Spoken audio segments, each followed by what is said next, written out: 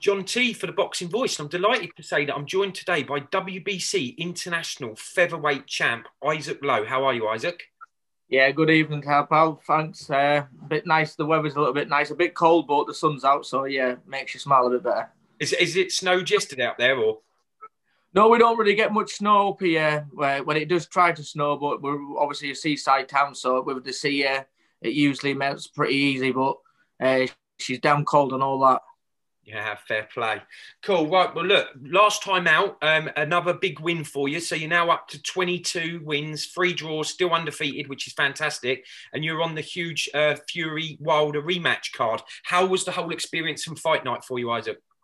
Yeah, it was a massive experience to me. Obviously, being a young kid from Morecambe, to fighting in Las Vegas and fighting on a card, what a massive card like it was a dream come true for me. Ticked all the boxes to watching so many greats boxing, then going there myself and getting the chance to do it. Even though build up fight week, even the press, the build up of the media week was I bet there's about 1,000 people there, more than what was at some of the yearly fights. You know what I mean? I'm used to boxing in front of 200 or 300 people, and there's 1,000 member of press people there just to do interviews and things like that. So it was good, very good experience for me. And even better, I got a win and Fury done. So yeah, it all worked out good. Excellent stuff. I mean, I watched the fight. It was a good fight from you. And as you say, that, in my opinion, that was probably the biggest card and fight last year. And Fury got the belt, which was fantastic. You've also fought, I think, on the last 4 Fury cards. So I know that you're from the same town and you're obviously very close friends, but that must be fantastic for you because you fought 3 times in Vegas and maybe once in LA. Is that right? Yeah, that's correct. Yeah. I've been lucky. I've been blessed, obviously, to be in such a big cards and obviously to fight overseas and things like that. I've been lucky, and I'm being part of some massive events, and been part of some great training camps. You know what I mean? I've had some good experience. I think it's going to put me in good stead for when I get my chance and when my time comes. I'll be used to it all. I'll be taking it all in, and there'll be something what I'll be able to cope with.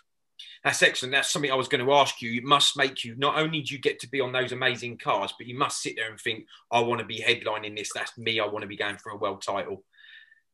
Yeah, of course. When you're a part of them training camps and when you see the build-up, what they are, and the events and the people, and everyone's talking about it, and the interviews and all the media and all the stuff that goes with it, you get goosebumps and you think, oh, only one day if I keep winning, keep working hard and keep putting the work in the gym, my time will come on and it'll be my turn to top the bill and take someone's belt. And hopefully I'm on the right path. I'm training hard. Everything's going well for me at the minute. I'm still really young. So we'll build nice and slowly. And when the time's right to come, then we'll take it with both hands. Yeah, I think you're definitely going to do that, mate. And also, when you were out there, I don't know who's training you right now. You'll let me know that in a sec, hopefully. But when you were out in America, I saw that you had Freddie Roach in your corner. That must be just amazing. I mean, my opinion, but arguably the greatest coach of all time. What was that like? Yeah, as I said, unbelievable. As I said, for a kid like me coming from Morecambe, only a small town, and Freddie Roach is one of the all-time Hall of Fame trainers. For him to train me and to use his gym and for him to be in my corner, and on the likes of Ricky Hatton, to watch Ricky Hatton was my hero growing up as a fighter. I used to love his style. And to have them kind of people around you and in your training camp and your coaching you, I've been very blessed and I'm very grateful for the opportunities I've had. And as I said, more to come, and let's keep it going. Did you go to the wild card, do a bit of sparring in there or anything when you were over there? Yes, one was in LA for the Fury Wilder one. Mm-hmm. That's where we was based at. We was up in Big Bear for 4 weeks, and then we dropped down to LA, and then we finished our last 4 or 5 weeks off in Freddie Roach's gym. So yeah, I was lucky. Freddie Roach obviously helped out in that fight for us. He was in my corner. We trained at the gym, and he took me on the pads and done me spar and all things like that. Yeah, so it was a great experience for me. Amazing, mate. Hollywood's lovely as well, isn't it? Super cool place. Yeah, nice place. Lovely. Hopefully get back there one day. Yeah, I'm sure you will. Right, well, look, let's move on then this year. So obviously the last year's been horrible for everyone, not just in boxing with lockdown, etc., and the pandemic. So do you got any idea when you might be out next? I'm speaking to MTK now. Hopefully try and get a 6 or an 8 round or anything. Hopefully in March, end of March. It's just obviously at the minute with the pandemic, it's what's going on with there's hardly not many shows, I should say, and it's hard at the minute, obviously with the behind closed doors thing. So we're just working with MTK, and whenever they try and give me a green light to get me out, and then I'll be ready to go. But I obviously with the Fury and the Joshua card, when that comes, I think they're looking around about June. Obviously, I'll be on that, but I'm hoping to have a big fight and that. So I would like to get out before June. Obviously, I've never boxed for over 12 months at the minute in time. Well, 12 months as now, do you know what I mean? So I'd like to get back in the ring and get a bit of rust off me. And then obviously going into the June fight with someone a bit of a name. And hopefully a big fight then, do you know what I mean? But as I said, it's just a waiting game. I'm training now. I'm training hard. So when I get the opportunity, or when they tell me I've got a date, I'll be ready to go. That'd be wicked. I was going to ask you in a minute, are you going to be on that Tyson Fury Joshua card? Because that's going to be one of the biggest boxing matches of all time, certainly for British fans. So that would be great if you're out on that. Sounds like you might have a tune-up March time. That would be also good. Any idea who the name might be for the big fight? Because you're really highly ranked now in the WBC and the WBO, Isaac. Starting to feel like you should be banging on the door of even some of the champs now. Yeah, I'm highly ranked. I was number 6 with the WBC, but I think I've dropped down to number 9 now because obviously I've never boxed for 12 months. I was number 10 with the IBF and number 11 or 12 with the WBA. So I'm well ranked with all the governing bodies. So we will be looking at a name. Obviously, I said I'll leave it down to all my management team and see what they come up with. But as I said, I don't want to rush things. I know I'm in a good place at the minute in time. I've always said this: you only get one chance in boxing, and you only get like one really good crack at it. I'm on a good path. I'm building very nicely. And me personally, I don't think I'm just ready for that world title. Yeah, I still think I need a couple of more fights in, maybe coming to the back end. But definitely 100% looking at a well-worthy opponent for the June match. Maybe for a European title. Let's build it up there and just whatever coming on. But I just want to make sure. As I said, it's all about timing, and we want to get it when it's right. You know what I mean? And obviously, when I'm ready for that world title, I know I'm 125% ready. I'm ready to grab it with both hands. You know what I mean? But I said, if the opportunity come up and there was someone there, and I couldn't say no to it, then I obviously would have to consider it. But I'd like maybe a European title or something up there, someone in the top 10. We'll see. We'll just see, wait and see what's unfold. But I said, I want someone we want someone now. We want to step up a bit more. Have you heard, just quickly while we're on, I'm going to come to you in a little bit about the prediction on Fury, Joshua, although I think I know you're going to back there. Any idea where it might be in the summer?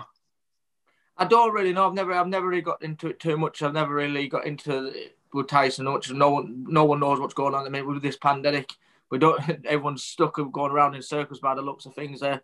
But I'd imagine it would be the Middle East. I think they're going to put the more money out. And not just the fact of that, I think over here, I think you won't be allowed with the fans. If you are allowed fans, I don't think you'd be lucky if there's 1,000 or 2,000. But I know you'd be lucky if you get 500 at the minute in time. Do you know what I mean? It's obviously everything's behind closed doors. So I think in the Middle East or over in America, I think you are allowed fans in that in. So it'll be, wherever it takes place, they're going to have their fans there because the gate money draws, especially in a big fight like that, it draws a lot of money and they need it there. So. Yeah, it wouldn't surprise me if it's in the Middle East or in America. Yeah, I think we're waiting on I had a catch up with Matchroom last week, and I think we're waiting on an announcement the next week or two, apparently, for where and when it'll be. So that'll be great. Sticking back at the featherweights, what's your thoughts on Josh Warrington vacating the IBF belt? Yeah, I know Josh very well. I used to train with Josh, trained with him for about 3 or 4 years. We used to be actually good buddies. I've done hundreds of rounds with Josh. I understand where he's coming from, to be honest with you, because the first fight would kick out. It was a horrible fight for everyone to watch. Boxing fans, like, it was a grab and hold, and it was awkward. And Josh obviously likes to fight, and obviously with no gate, no again going back to fans, with no fans being in there, was it going to draw as much money? No. Do you know what I mean? The purse wouldn't have been nowhere near as what it was the first time around with no fans in there. And then Kid Galahad, obviously, he's a good fighter. He's awkward, he's tricky, he knows all the tricks in the book, and he'll do what he has to do to win, and that's fair play. But for Josh, if he fights him, there's no money there to gain out of it. If he beats him, they'll probably say, oh, well, again, yeah, you should have really beat him or whatever. And if it's a stinker of a fight again, does does it drop Josh value down? Do you know what I mean? For these big fights, does it drop him down? As I said, at the minute in time, he's probably the #1 featherweight fighter out there, because obviously he's proven he's won it and defended it. And he thinks if he vacates, he can move up to super featherweight, and he's looking at doing a unified fight with that. I don't know, I've got his name on that Chinese fella. He's got Gary Russell Jr. If he wants to, he might be thinking, have this fight move up, and then fights saying no respect to Kid Galahad. The more money, do you know what I mean? The big money fights, and let's all be fair. For me, Kid Galahad, Josh Warren, or whoever, we're all in it for money as much as the belts.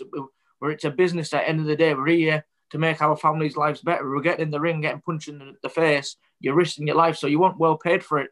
And if he's going to get more money for fighting Gary Russell Jr., yeah, and it makes it better and can move up, then I think that's what he's going to do. He can always drop back down to featherweight or whatever, but it's business, isn't it? You know what I mean?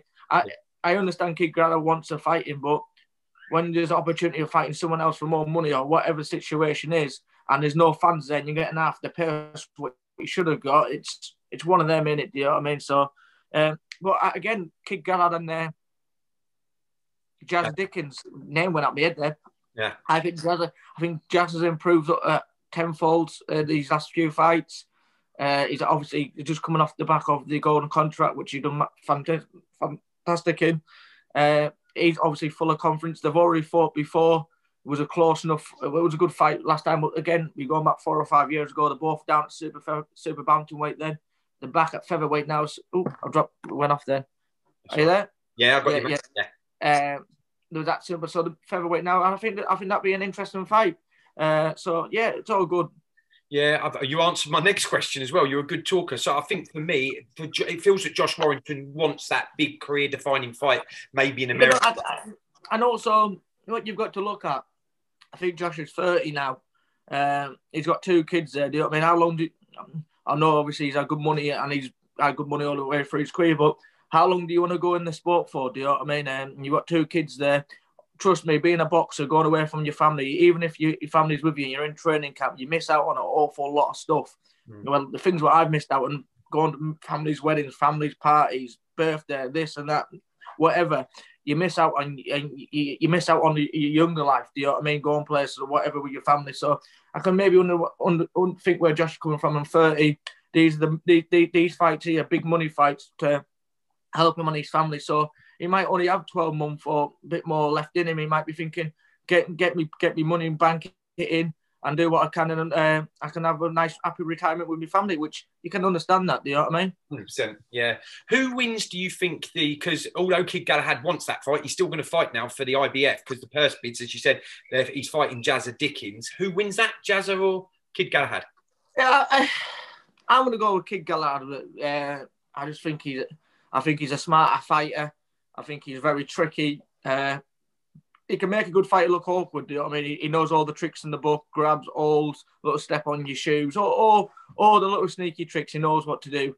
But I don't think it will be an easy fight for him. Definitely not. I think Jesse will come and he'll put the pressure on. He'll awkward and he'll get stuck in. But again, it could go anywhere. Boxing's boxing. It could all take with one punch. You can be, as we've seen with the Wilder Fury one. Fury winning 11 rounds and then 12 rounds he gets hit with a right hand and he knocked out. So I understand you don't say that in the lighter divisions, but anything can happen. I think it will be interesting. I still don't know, now you mention it, how Fury got up from that punch. It was like, I watched it, it was on the TV again the other day. I was like, Jesus Christ, it was amazing. Wilder's face at the time was the funniest thing. He was dancing, wasn't he? And then it was like, he's got up. Fair play. Yeah, he definitely showed that. However, he got up for it, but showed him the man who he is, though. Yeah, fighting man. Right, just quickly while we're still around those weights, appreciate he's gone up a weight here, but what's your thoughts on Carl Frampton? Do you think he can become Ireland's first 3-weight world champion against Jamal Herring? Yeah, why not? He's good enough, obviously. He's beat world class people. He looks in great shape. What I'm seeing, reading and seeing off Twitter and that, he looks. And I know Carl personally well, and I know he trains hard. He's coming to the end of his tether, so he want to win this for his family. Do you know what I mean? And come out in first 3-weight world champion. And I know one thing: he'll go in there and he'll give 120%. And I wish him well, and I hope he can pull it off. There's no reason why not. Yeah, we'll all be watching that in a couple of weeks. And one last one before you go. I'm guessing I know what your answer is going to be, but what are your predictions for the Fury-Joshua fight when that does happen in the summer? I've said it for a long, long time now, and people think I'm back by saying this, but I think Fury will get him out there early. I do think I wouldn't be shocked if he gets him in if it's the first 4 rounds. I do generally think it. I've watched the fight back a few times with Joshua and Klitschko, and you look there every time he throws big combinations or he gasses out a very lot. You know what I mean? Even when he knocked Klitschko down, he got tanked, and it took an awful lot out of him. And I do think if Tyson puts him down or puts any hurt to any kind at all, which the 2 big men, not saying Joshua can't hurt Tyson, do you know what I mean? The big men at 18, 19 stone, and whether H first will go. But I think once Tyson does connect in, he's not an old click, so he's young, he's fresh, he's in his prime of his life. I think he'll jump on him, and I think he will get him out of that, and I do think it'll be early enough. Awesome. Well, look, I can't wait for that fight either. Really, it'll be fireworks as it lasts, as I say. Well, yeah, it'd just be amazing. I mean, I see it as a 50-50. I see both sides why people would say one or the other, but the fans are just looking forward to that one probably more than anything. Look, I've really enjoyed catching up with you. I'm looking forward to hopefully seeing you out in March, and then definitely in the summer in a big one, and we'll catch up with you soon, Isaac. Is that right? Yeah, thanks very much now. Thank you. No worries. Cheers, bud. Bye-bye. Yo, if you enjoyed the video, feel free to hit the like, subscribe, and share. As always, if you want to support us to the next level, head over to the patreon.com/ThaBoxingVoice. We have tons of exclusive from Border Wars, Entitled, betting shows, the list goes on and on and on. But in addition to that, if you guys have questions for fighters, trainers, and promoters, this is where you can submit them. We will run out, get these questions answered, and put it back on the show just for you guys. Appreciate it. Peace.